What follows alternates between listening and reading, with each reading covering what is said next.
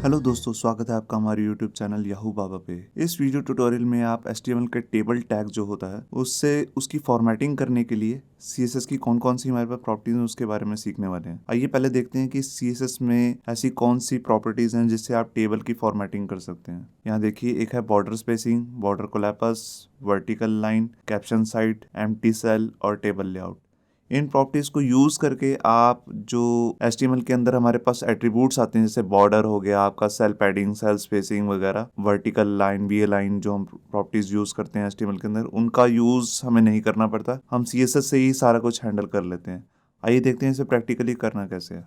तो यहाँ पर हमने एक HTML का डॉक्यूमेंट बना लिया है, CSS table.html, और उसमें हमने एक टेबल बना लिया है। उसमें एक हेडिंग दे दी है हमने टेबल में। यहाँ आप देख रहे हैं हेडिंग्स है हमारे पास TH टैग में, और यहाँ TD TR TD में हमारे पास कुछ डाटा है, एम्प्लॉयज़ का डाटा है और उनकी सेविंग्स वगैरह के बारे में हमने दिखाया हुआ है यहाँ पे। आइए यहाँ पर अब हम शुरू देखते हैं कि इसमें हमने CSS की प्रॉपर्टीज़ लगानी कैसे हैं। तो यहाँ पर देखिए, हमारे पास HTML के डॉक्यूमेंट में यहाँ पर हमारे पास एक टेबल है। पहले TR में हमने यहाँ पर हेडिंग दे दी है और बाकी में हमारा डाटा आ रहा है TD में, TD टैग में। और यहाँ पर हमने टेबल, TD और TH तीनों पर हमने बॉर्डर लगा दिया है ब्लैक कलर का। अब हम सबसे पहले जो हमारी प्रॉपर्टी है जिसका नाम है बॉर्डर स्पेसिंग, उसको यूज़ करते हैं। तो इसको हम टेबल टैग के अंदर ही लगाएंगे। टेबल मैंने अपना सिलेक्टर ले लिया CSS के अंदर, और यहाँ पर मैं लगा दूंगा बॉर्डर स्पेसिंग। जैसे जी मान लीजिए मैंने दे दिया 10 पिक्सल। यहाँ आया और मैंने पेज को रिफ़्रेश किया। ये देखिए, यहाँ हर साइड से सेल में स्पेसिंग आ गई है, बॉर्डर स्पेसिंग। इसे कहते हैं बॉर्डर स्पेसिंग। मैं जितनी ज़्यादा दूंगा उतनी ज़्यादा आ जाएगी। जैसे देखिए, मैंने यहाँ दे दी 20 और पेज को रिफ़्रेश किया, देखिए 20 आ गई है। ये हर साइड से स्पेसिंग आ रही है। यहाँ पर एक फैसिलिटी है, मैं इसमें क्या कर सकता हूँ, मैं जैसे यहाँ पर 10 दे दिया और इसके बाद दे दिया 20। तो इसका क्या मतलब है, जो पहला 10 पिक्सल है हमारे पास, उसका मतलब है कि ये है हमारे पास वर्टिकल, मतलब कि कॉलम्स के बीच में गैप आ जाएगा, और ये जो है ये रोज़ में गैप आएगा। अभी मैं आपको दिखाता हूँ प्रैक्टिकली। ये देखिए, यहाँ पर हमारे पास रोज़ में 10 पिक्सल का आ रहा है, और नहीं, कॉलम्स में 10 पिक्सल का आ रहा है और रोज़ में 20 पिक्सल का। अगर मैं यहाँ पर सिर्फ 1 दे दूँ या 0 कर दूँ, ये देखिए सिर्फ रोज़ में गैप आ रहा है और कॉलम्स में नहीं आ रहा। अगर मैं यहाँ पर 10 दे दूँ और यहाँ पर 0 दे दूँ, तो देखिए यहाँ पर हमारे पास कॉलम्स में गैप आ रहा है, रोज़ में नहीं आ रहा। तो यहाँ पर अभी मैं सिर्फ 10 पिक्सल दे देता हूँ आपको दिखाने के लिए। ये हमारे पास आ रही है बॉर्डर स्पेसिंग। अब हमारी दूसरी जो प्रॉपर्टी है उसका नाम है बॉर्डर कोलैपस। तो उसके लिए तो मैं ये बॉर्डर स्पेसिंग हटा देता हूँ और यहाँ पर लिखता हूँ बॉर्डर। ये जो बॉर्डर कोलैपस है ये भी आप टेबल सेलेक्टर के अंदर ही यूज़ करेंगे, क्योंकि ये टेबल की प्रॉपर्टी है। इसकी दो वैल्यूज़ होती हैं, एक होती है सेपरेट और एक होती है कोलैपस। बाय डिफ़ॉल्ट जो होती है वो होती है सेपरेट। अब मैं आपको पहले कोलैपस यूज़ करके दिखाता हूँ। कोलैपस, ये देखिए यहाँ पर सब कुछ एक ही बॉर्डर दिख रहा है, मगर अगर मैं यहाँ पर सेपरेट दूँ, ये देखिए बाय डिफ़ॉल्ट ये प्रॉपर्टी होती है सेपरेट, जिसमें देखिए हमने अलग अलग बॉर्डर सबको दे रखा है। TD को भी दिया हुआ है, TH को भी दिया हुआ है और टेबल को भी दिया है। तो हर TD टेबल डाटा जो हमारे पास टैग है, सब पर बॉर्डर नज़र आ रहा है। अगर अब हम ये दिखाना नहीं चाहते और बीच की जो सारी स्पेसिंग है उसको भी हटाना चाहते हैं, तो उसके लिए मैं यहाँ पर दूंगा कोलैपस, बॉर्डर कोलैपस कोलैपस। ये देने से बीच का सारा लाइनिंग वगैरह हट गई और सिर्फ एक ही बॉर्डर रह गया। अब इसके बाद जो हमारे पास प्रॉपर्टी आती है उसका नाम है वर्टिकल लाइन। वर्टिकल अलाइन के लिए मेरे को थोड़ा डाटा ज़्यादा डालना पड़ेगा, मैं आपको दिखाता हूँ। जैसे मैंने यहाँ पर ला रहा हूँ, ये थोड़ा से 10 वर्ड्स का एक डाटा डाल दिया है। मैं यहाँ आया और पेज को मैंने रिफ़्रेश किया, ये देखिए ये डाटा बढ़ गया है। मगर अभी क्या है, मैं टेबल को थोड़ी विड्थ भी देता हूँ ताकि ये डाटा नेक्स्ट लाइंस में आ जाए। तो यहाँ पर मैं टेबल को CSS में जाकर विड्थ दे देता हूँ, और मैंने विड्थ दे दी मान लीजिए 300 पिक्सल। ये देखिए ये डाटा नेक्स्ट लाइन में आ गया। मगर यहाँ पर देखिए ये इधर जो डाटा है, सारी रोज़ की विड्थ हाइट अपने आप बढ़ चुकी है और ये डाटा मिडल में आ गया है वर्टिकली।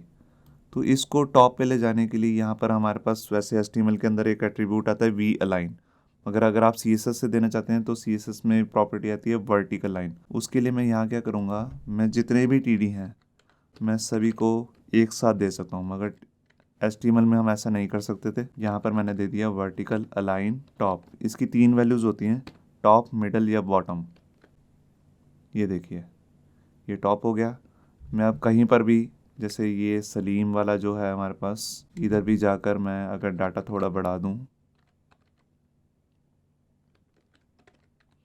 और ये देखिए ये भी ऑटोमेटिकली टॉप में आ रहे हैं। आपको दिख रहा है ये एक ही जगह से हमारे सब हैंडल हो गए। अगर मैं यहाँ कर दूंगा बॉटम, तो ये देखिए सारे बॉटम में हो चुके हैं। ये एक हमारा TD था और ये बॉटम से स्टार्ट हो गया। बाय डिफ़ॉल्ट जो प्रॉपर्टी होती है वो होती है मिडल, आप दो ना दो वो मिडल ही होती है। ये देखिए, तो होप सो आपको यहाँ क्लियर हो गया कि वर्टिकल लाइन काम कैसे करता है। ये हमारा टॉप लगाया और ये देखिए टॉप हो गया। अब यहाँ पर हम बात करते हैं पैडिंग की, मतलब कि जैसे कि हम HTML के अंदर सेल पैडिंग यूज़ करते थे, और उसके लिए हम जैसे यहाँ पर दे देते थे 10 पिक्सल। ये तो हमारा HTML का एट्रीब्यूट है टेबल टैग से रिलेटेड। तो देखिए अंदर सारा गैप आ गया, कोई भी बॉर्डर के साथ डाटा जो हमारा अंदर कंटेंट आ रहा है वो टच नहीं हो रहा, हर साइड से अंदर से गैप आ गया हर सेल में। मगर ये काम अगर हमें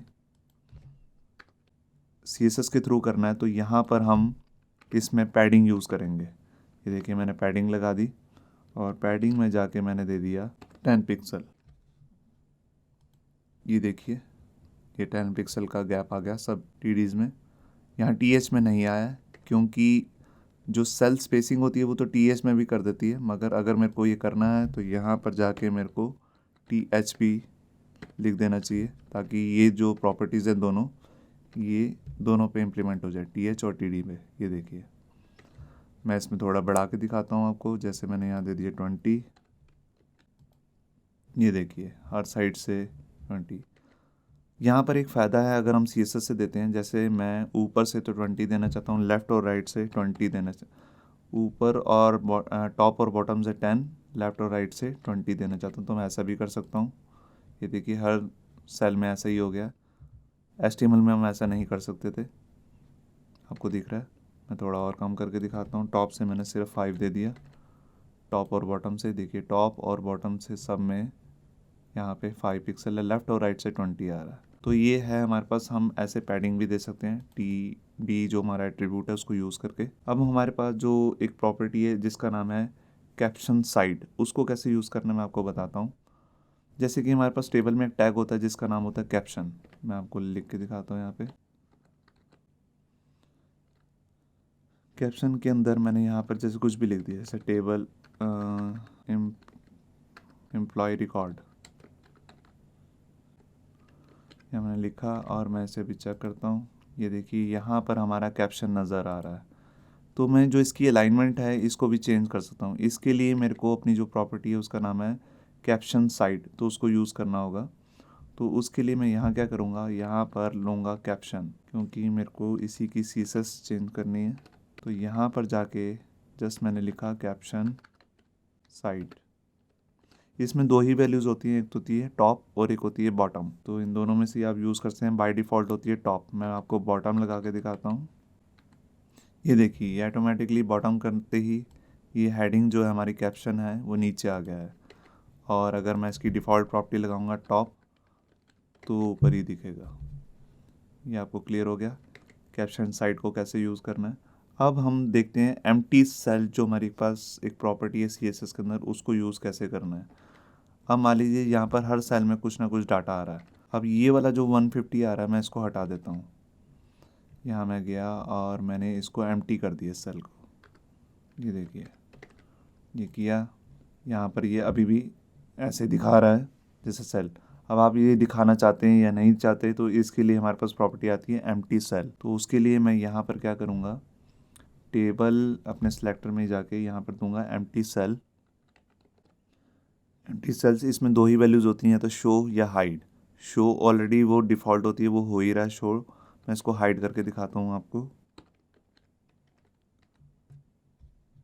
इसमें एक्चुअली पता नहीं लगेगा क्योंकि हमने यहाँ पर कोलैप्स कर रखी है। अगर मैं ये प्रॉपर्टी हटा दूँ यहाँ पर,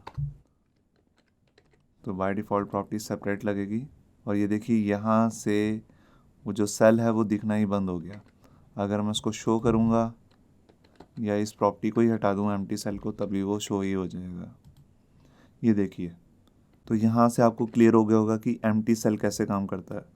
अब जो हमारे पास एक प्रॉपर्टी बची है लास्ट की, उसका नाम है टेबल लेआउट। तो टेबल लेआउट में आपको प्रॉपर्टी यूज़ करके दिखाता हूँ। इसकी दो ही वैल्यूज़ होती हैं, एक होती है ऑटो और एक होती है फिक्स्ड। तो मैंने यहाँ पर ऑटो ले लिया।